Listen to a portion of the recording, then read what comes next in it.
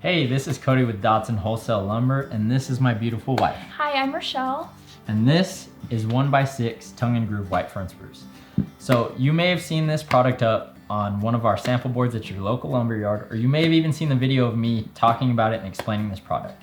So today, hopefully between Rachelle and I, we're gonna be answering a lot of your questions about this product and showing you how to use it in your own home. So what we've done here is we've made a mock wall here at the Dodson Lumber office, and we're gonna be showing you how to make a wainscot just like you would in your own home.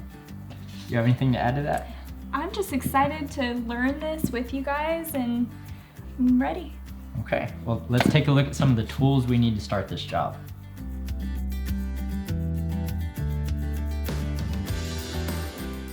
Dodson Wholesale Lumber, bringing goods from the woods since 1955. Okay, so let's talk about the tools we need for this job. So the first thing we used today was a stud finder. So most of the time when you're doing a wainscot at your own house, it's gonna be going over existing drywall or sheetrock. So we use this today to find and mark our studs both at the top and the bottom of the wall. The next tool we used was a chalk line. So rather than having to mark it with a pencil all the way down, this saves you a ton of time. So this chalk line, when you have your studs marked, you pull it out, hold it at your mark at the top and the bottom, apply some tension and pop it, and it'll leave you this nice clear red line all the way down. Nice. So tape measure, for obvious reasons, that's gonna come in super handy when we're cutting the wood. Okay. Next, hammer, and that leads us to our next tool. This is a nail set. So we'll explain a little bit more about this tool later on in the video, but basically this will help you recess your nails into the lumber without damaging it. So there's those. The next tool is going to be a level. This is a super important tool because if your wainscot is not level, it's just not going to look right. Okay. Next one is going to be a finish gun. Now, everyone may not have a finish gun, but a lot of places do rent them, and they're not the most expensive gun out there.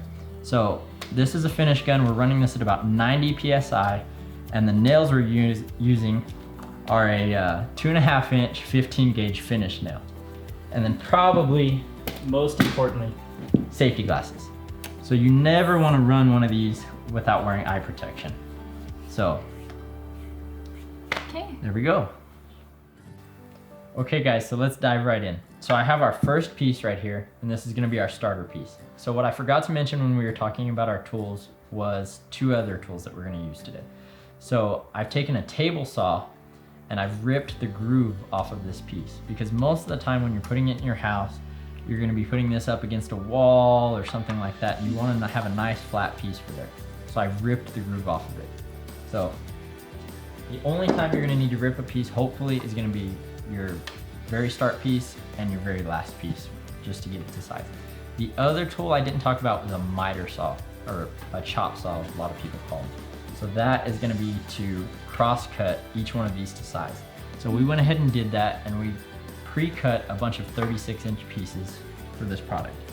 So when we started out here, we knew we wanted to have a 36-inch wainscot. So what we did was measure 36 inches up and leveled this line, and we popped a chalk all the way across. So every one of these pieces is gonna be pulled up right to this line. And so you don't really have to worry about having a gap on the bottom, because trim is gonna cover that. So if there's a gap, it's not a big deal. So let's go ahead and put our safety glasses on, and we'll dive right into this. So I'm gonna put our starter piece here if you wanna get the finish gun. Okay. So I'm pulling it right up to that line. And if you want to go ahead in our first nail, if you want to put it right there in that groove. Okay. And it's Okay. like this? Yeah, well, Okay. I would put it just like this that. way. Okay. Okay. And so Should that I nail, be getting down as well? yeah, if you want to get down Okay. on your knees, it'll help you stabilize it a Okay. little more. So the nail's going to come right out of the end of that. Okay. And if you want to, A little just like higher? that, yeah. Okay. So if you hit it right here, it's going to be hidden once we get the other piece there. So Okay. maintain constant pressure Okay. and go ahead. Push here? Yep, and Okay. pull the trigger. Okay. Twice? Yeah, so, Okay. no, just one. Okay, so So now, since we only have one nail in it, this piece is still free to move. Okay. So very important that it's level. We will always want to start level. So I'm gonna go ahead and level that for you. You just put the bubble right in the center. And if you want to go ahead and pop a nail right down here, if I don't move it too much. So you want to start at the top and then the bottom, is that the best way? Yes, that's the way I like to do it. Okay, so just right. Yep. Okay. And so what happens with this? here you go. I'll give you a little more room if you want to come up here. Okay, just here. And check for level. Okay. Let me push it this way just a hair. Okay. Go ahead and do it. Perfect. Oh, not all the way in. Yep, it looks like we had a blow. That was probably Okay, so not that's a pushing very hard common enough. problem. So that means our PSI could be turned up too high on the air compressor. Okay. So I'm gonna go check that and then I will be right back. Okay. Okay, welcome back guys. I think we got the compressor fixed. Somehow it got turned up, but we've got it back down to about 90 PSI and I think we're good to go again. So let's try this again. So I'm going to level it and I'll give you some space for the nail gun here. Okay. And I like it right there. And so if you want to go ahead and come in just like you did before. So is it better to angle it up if you can't get it?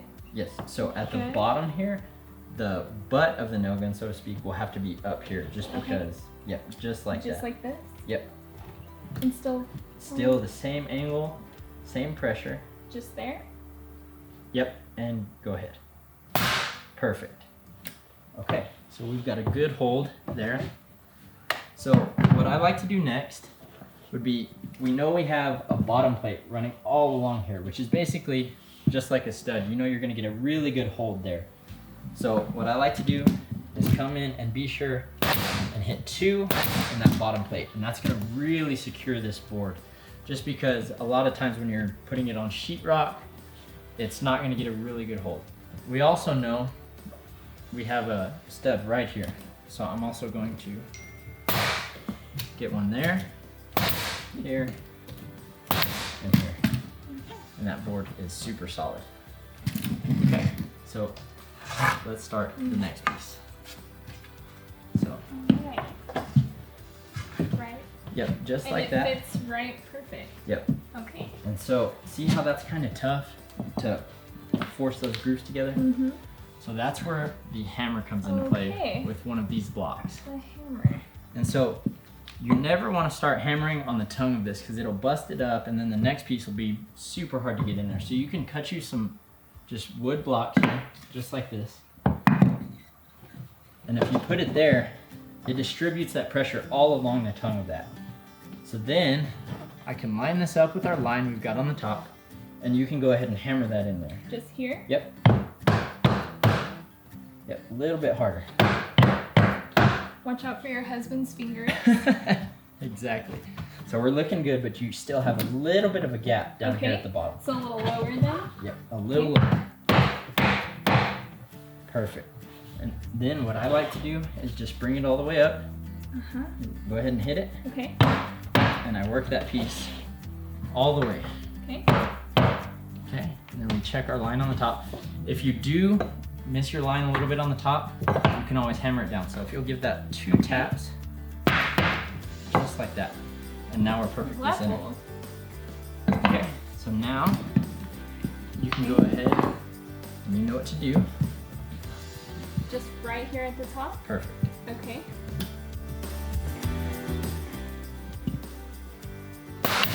Perfect. And then if you'll work it down, just here, here. Here.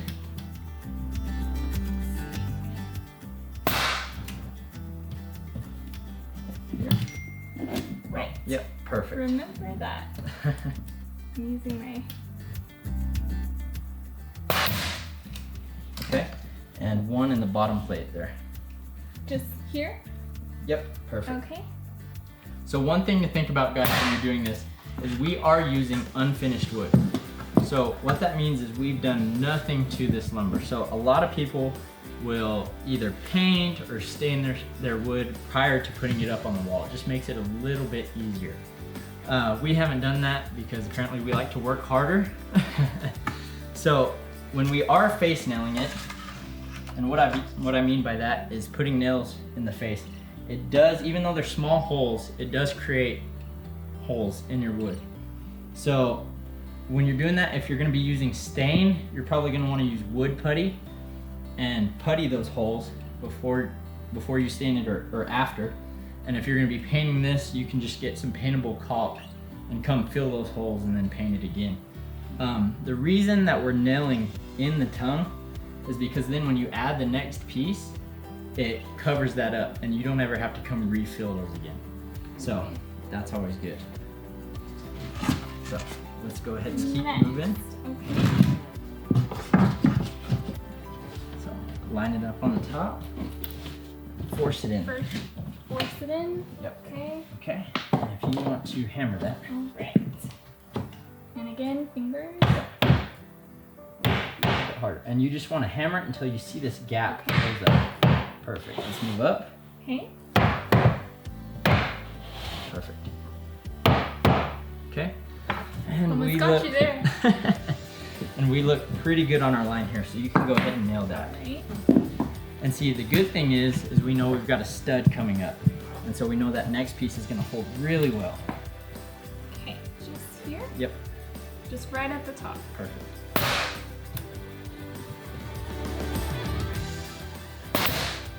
Perfect.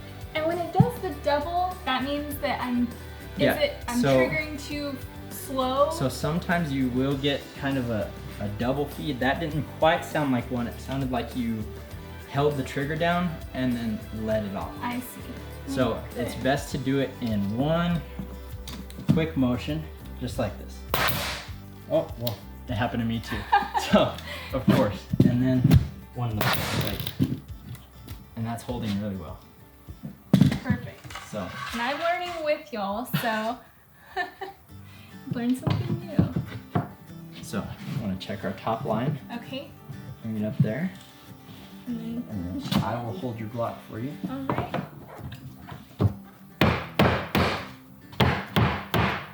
It hasn't quite closed up there. There you go. And it looks like we're a little high. So just maybe 2 taps. There we go. Perfect. Okay. And that's yours.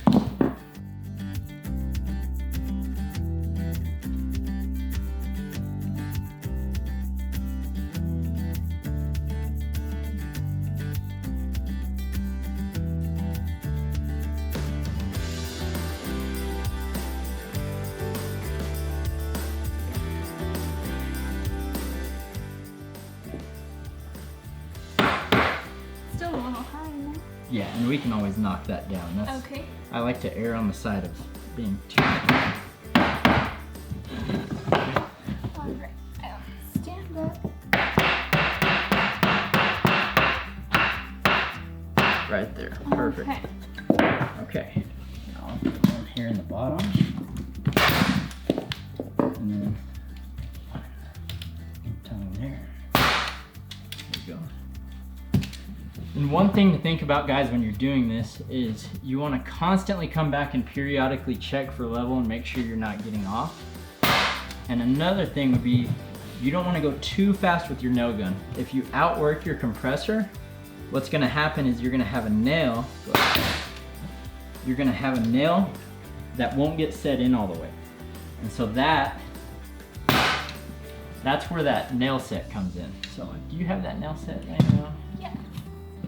Laying around right here. So what this is if you have a nail because you've outworked your compressor, or maybe you didn't put enough pressure on the nail gun, on the finish gun, and it's sticking out about that far, you don't want to just go beating at it with a hammer because you're going to damage your lumber. So you want to hammer it in as far as you can, and then you take this and you can put it on the head of the nail, and you can go ahead and drive it in the rest of the way, recessed to where you have that hole, but you didn't hurt the lumber with a hammer. And so here we have another stud, and so we know we're gonna get a good solid hold on that stud. And by having a stud every 16 inches, even though some of these aren't catching, you know, a hard stud, because they're locked in tongue and groove with just these ones holding it, that is rock solid. So let's keep moving. Okay, so now that we're down to our last piece, more often than not, you're gonna have to cut your last piece because I'm never lucky enough to have it finish out just perfect. And see, we're not. We're hanging over there. So if you'll switch me sides here. Okay. What we're gonna do is we're gonna put this piece in just like we normally would. Line it up on top. And I think you have a pencil, don't you? Yes, I do.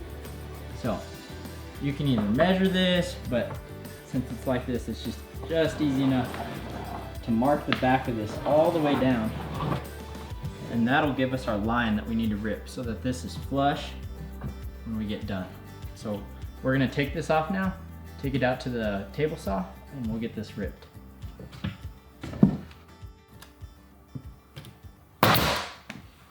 All right. Okay guys, so that's just about all finished up. The only thing we would have left to do here would be to go back and all of our nail holes, we would either fill with wood putty or caulk, depending on whether or not we were gonna stain or paint this. And while I was in the shop ripping this piece, I went ahead and I grabbed a piece of this molding. So a lot of people will either take cap molding or chair rail and put it right on top here, just like that. And it'll give it a really nice finished look. And so you would just take this and hit it with a nail gun just the same. I would put it, you know, at least every other piece. It would give it a really good look. Yeah, it looks so good. So.